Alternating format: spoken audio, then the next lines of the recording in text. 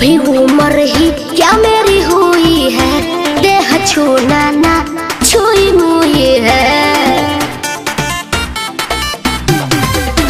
अभी उम्र ही क्या मेरी हुई है, देह छूना ना छुई मुई है।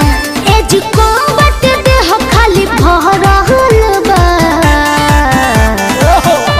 कि जब से दिसमर चढ़ल बा कमर के नमर बढ़ल बा।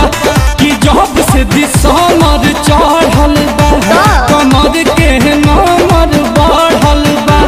अरारी पबरारी चढ़ल बा कि कहीं तोहर गाड़ी लड़ल बा। कि जब से दिसमर चढ़ल बा कमर के नमर बढ़ल बा।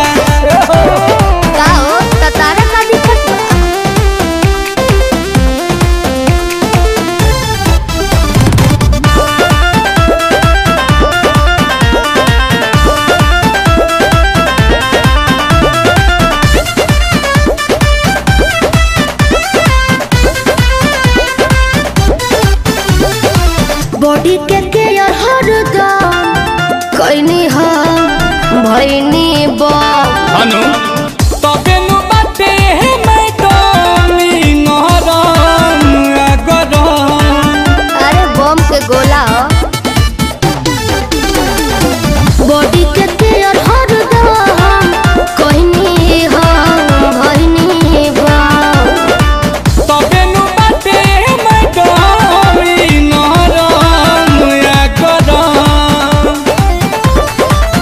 लोग के फरक हमर के पे कह रहल बा।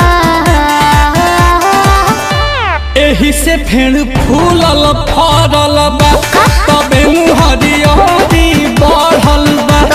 एही से फेड़ फूलल फरल बा तबे नु हरियरी बढ़ल बा। ई फल पूरा रसवे भरल बा कि खाद पानी असरे पड़ल बा।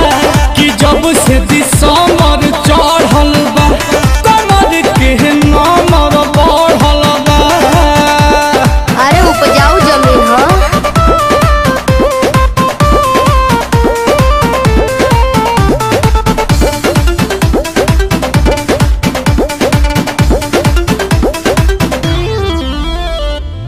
आंसू के कोई ना कह एको पल बनी बचल।